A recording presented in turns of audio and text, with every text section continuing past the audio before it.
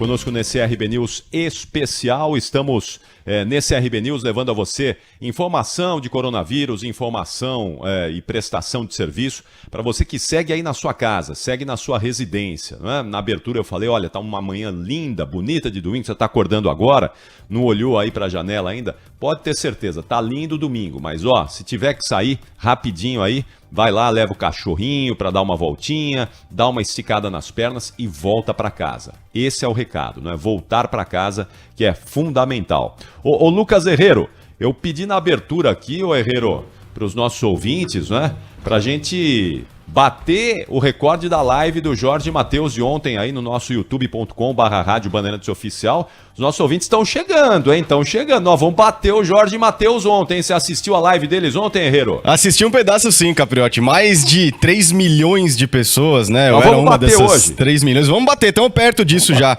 Eu tenho certeza que a gente fazendo esse convite agora, Capriotti, o pessoal vai em massa, em peso pro youtube.com/Rádio Bandeirantes Oficial. A gente tem um personagem que mora no Japão e ele está em vídeo, vai conversar com a gente sobre a situação do Japão em relação ao coronavírus. Os casos vêm aumentando por lá, então você que está só ouvindo a rádio, está acordando ainda, na cama, espreguiçando, liga o computador, abre o seu YouTube no celular, em qualquer outro lugar, para ver essa entrevista e entender um pouco mais do que vem acontecendo no Japão, que até pouco tempo era e continua sendo um exemplo de como combater o coronavírus. Vamos ver daqui para frente, né, Capriotti? Foi bom o convite ou não foi? Foi ótimo, foi excelente, excelente mesmo, foi muito bom. Então nós vamos agora à cidade de Nagoya, no Japão, onde está o brasileiro Glauber Felipe, que vai conversar conosco ao vivo e explicar pra gente qual é a situação, o panorama no Japão, que, como o Herrero disse, é um lugar em que está cuidando muito bem dos seus habitantes em relação ao coronavírus, só que nos últimos dias houve um aumento aí do número de casos que acendeu o alerta do governo japonês. Glauber, como vai? Boa noite aí para você, né? Aqui para nós, bom dia, boa noite. Aí você já está na noite do domingo, né? Eu não estou ouvindo o Glauber. Opa! Né? Muito boa noite, e na realidade muito bom dia aos rádio ouvintes da Rádio Bandeirantes daí de São Paulo. Bom, Glauber, você está em Nagoya e eu queria que você contasse um pouquinho aí como é que está essa relação do coronavírus e o Japão, né? Como é que as pessoas têm se relacionado aí com o coronavírus, a questão do isolamento social, da recomendação das autoridades, como é que é isso aí no Japão, hein? Olha, Capriotti, desde quando tivemos a notícia do primeiro caso aqui no dia 14 de janeiro, algumas medidas foram tomadas no sentido de diminuir ou cancelarem os eventos esportivos, os eventos culturais, inclusive parques temáticos como Disney, Universal Studios, a Legoland aqui, que no máximo tinham parado poucos dias na época do tsunami, em 2011, né? Então mesmo naquela grande crise, né, do terremoto, do tsunami, pararam poucos dias e agora estão quase 2 meses parados, estão fechados. Então eventos onde poderiam haver grandes aglomerações estão parados. As escolas também e as universidades tiveram suas atividades suspensas por algum tempo e estão retornando. Algumas delas, onde as províncias têm menos casos de Covid-19, estão retornando durante esta semana. Já algumas escolas nas províncias mais atingidas, em que os números agora estão retornando, estão aumentando, elas vão continuar com as aulas suspensas por enquanto, pelo menos até o final de abril, e algumas outras até o início de maio. Com relação a distanciamento social, as pessoas, em geral, elas recebem um pedido do governo, mas a quarentena aqui ela não ocorre por meio de determinação, até porque a Constituição japonesa não permite que se apliquem multas ou que prendam cidadãos que furem possíveis quarentenas, tá? Então a quarentena aqui ela é meio que uma cordialidade, uma participação por conta da mentalidade, da consciência que os japoneses têm em relação ao perigo. Então, hoje, ao contrário do que se viu alguns dias atrás, quando os japoneses foram em massa aos parques em Tóquio e em outras regiões do Japão para apreciarem a floração das cerejeiras, hoje se viram bem menos japoneses nas ruas em comparação aos dias anteriores, por simplesmente um pedido dos governadores de algumas províncias. Fora isso, os japoneses eles têm na sua cultura já alguns cuidados de não se cumprimentar com um toque de mão, com abraços, né, mais com movimento de cabeça, né, mais com reverência, até mesmo por telefone, quando a gente se despede, a gente fala, né, arigato, sayonara, a gente balança a cabeça pelo costume.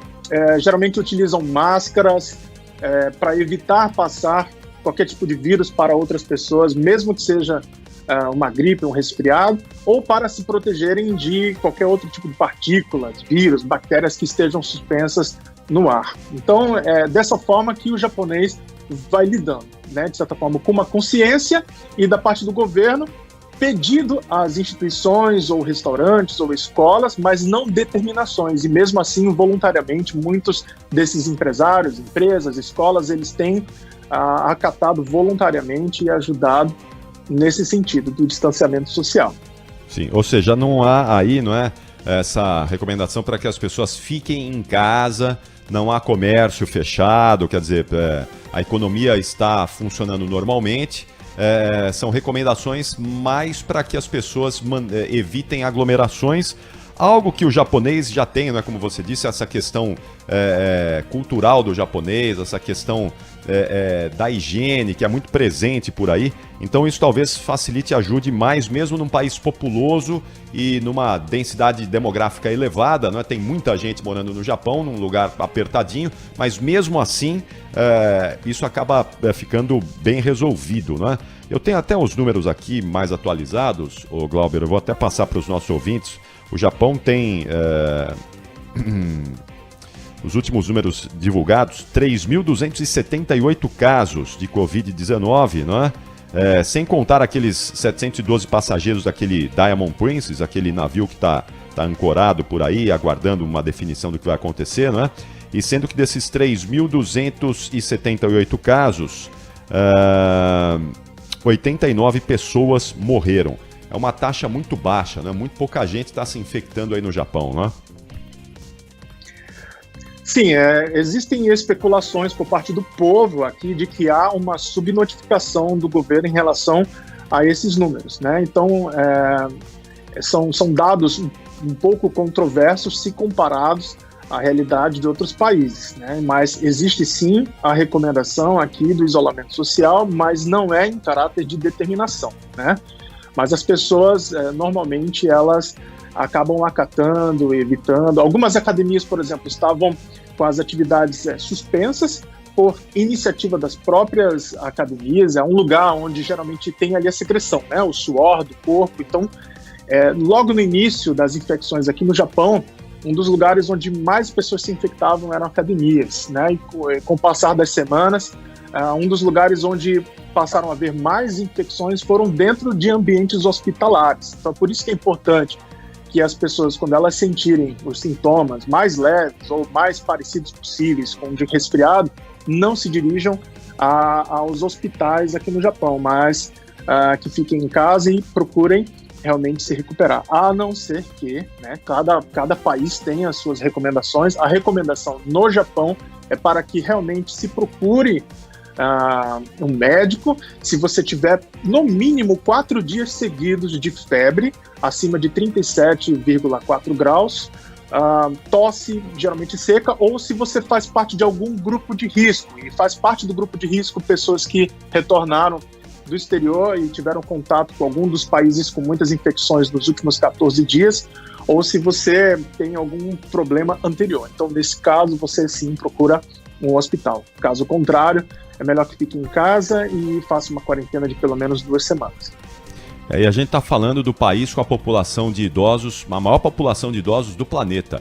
A gente tem visto a Itália, não é, que é o segundo país com população de idosos mais elevada, sofrendo barbaridade. Muitos idosos morreram por conta da Covid-19 na Itália.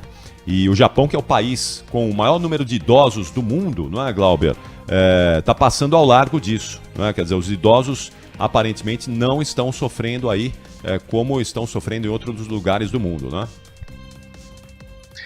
Olha, moramos, minha esposa e eu, há 6 anos aqui no Japão, e uma das coisas que nos impressionou aqui quando chegamos, a quantidade de idosos fazendo exercícios físicos na rua, né? E até brinquei essa semana com alguns amigos, porque no Brasil a gente vê pessoas fazendo exercícios físicos e os idosos aqui no Japão vão além, eles não fazem apenas os exercícios, eles correm. Então é muito comum ver velhinhos correndo na rua aqui. Além disso, o tipo de alimentação do oriental, em comparação com a alimentação do homem ocidental, é muito rica em legumes, frutas, verduras, peixes, frutos do mar, né? Claro que existem pessoas aqui que comem, né, hambúrguer, esses outros alimentos mais industrializados, mas a quantidade de alimentos mais reais, ela é muito mais presente na dieta do japonês, né? Então é muito mais fácil a gente perceber esses velhinhos lutando pela vida, seja nos exercícios físicos ou pela alimentação no dia a dia. Então, com certeza, eu acredito que esse fator associado aos cuidados, né, o uso de máscaras e o hábito cultural de se cumprimentar, fazem com que os idosos sejam menos acometidos por mortes em relação ao Covid-19. Ô Glauber, o que é que você faz aí em Nagoya, no Japão? Qual é a sua profissão aí?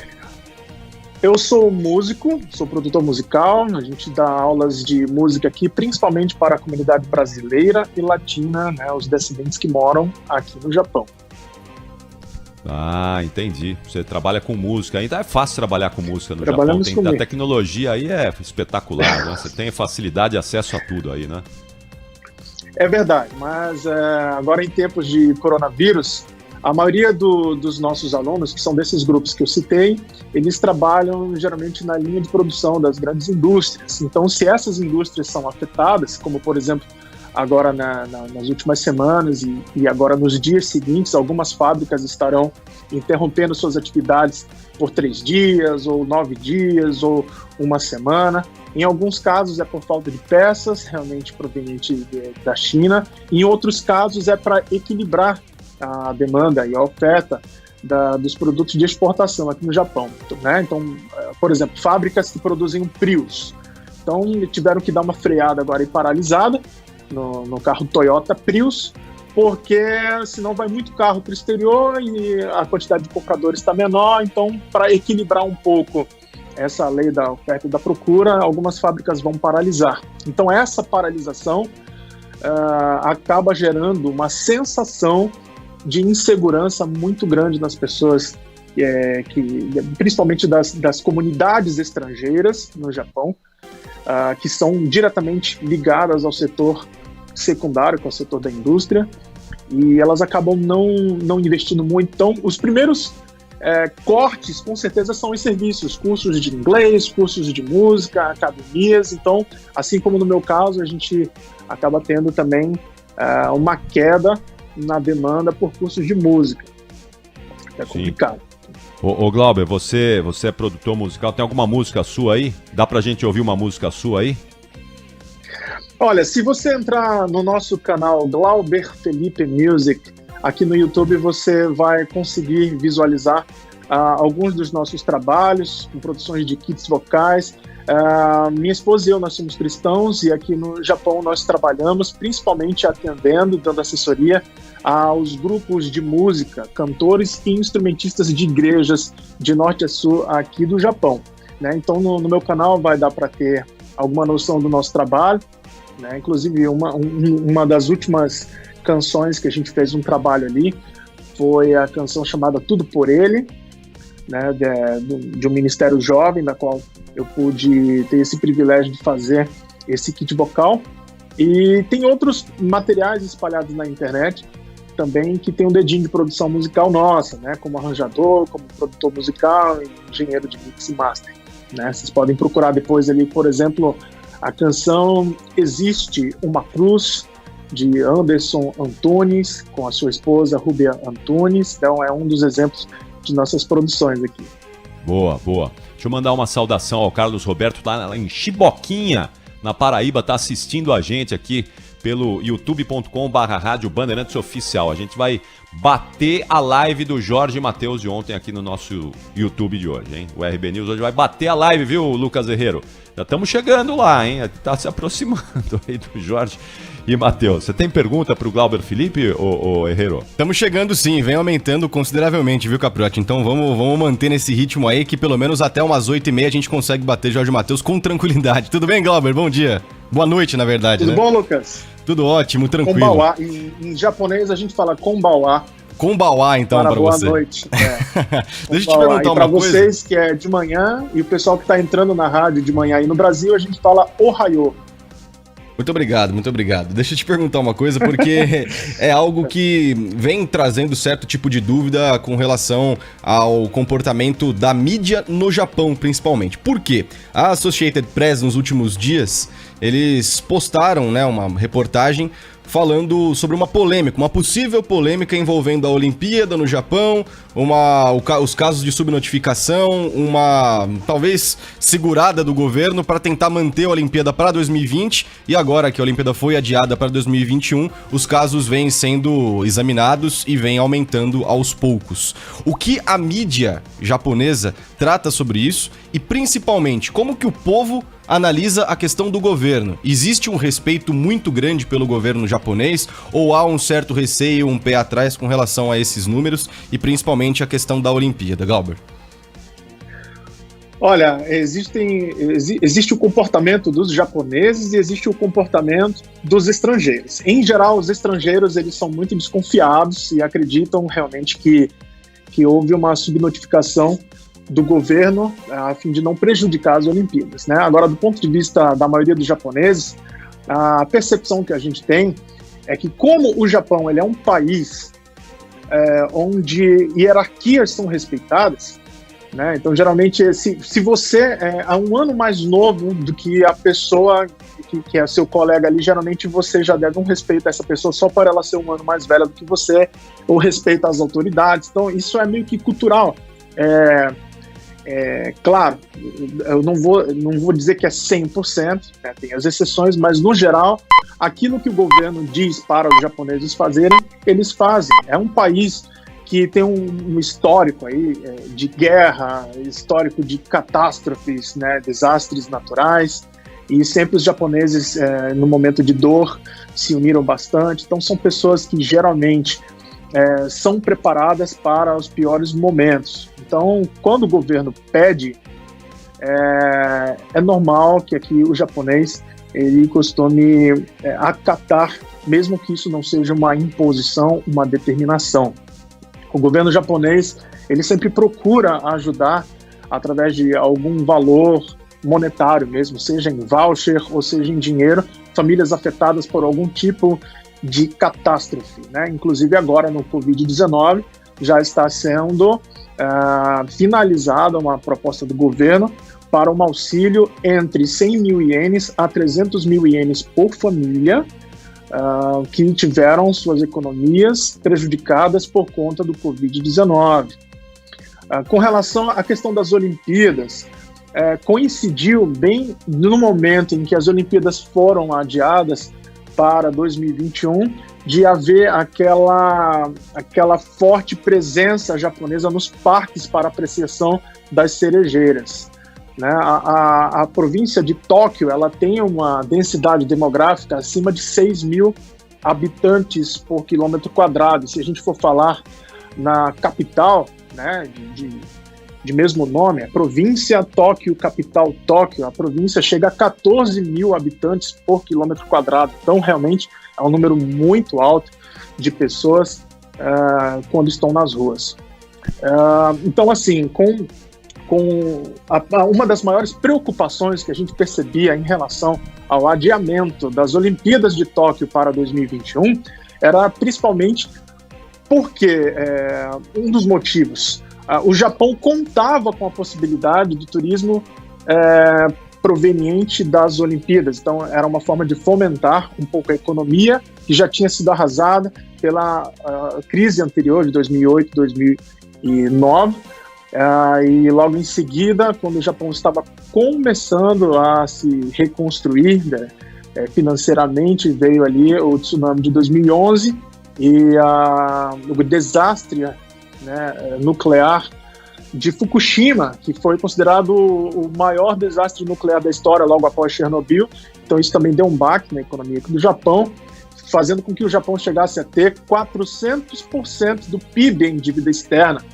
E então, realmente, as Olimpíadas de Tóquio eram as meninas dos olhos do Japão para esse ano. Então, foi muito perceptível, tanto para a comunidade estrangeira quanto a japonesa, a dor que as autoridades japonesas tiveram em transferir essas Olimpíadas para o ano que vem, baseado geralmente nos contratos publicitários e nos contratos de transmissão de TV.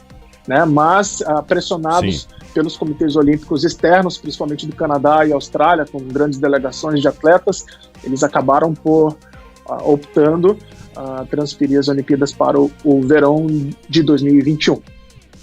Glauber Felipe, muito obrigado por dividir aí essas informações do outro lado do planeta, não é? Ao vivo aqui no nosso YouTube. Quem entrou no youtube.com/Rádio Bandeirantes Oficial pode ver uma imagem espetacular aí do Glauber Felipe.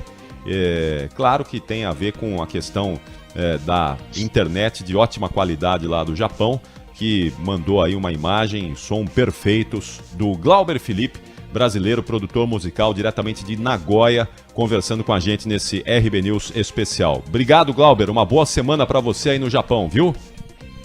Muito obrigado, Capriotti, Lucas Herrera. Deus abençoe vocês e até a próxima. Amém. Muito obrigado. Tá aí o Glauber Felipe com a gente aqui nesse RB News especial.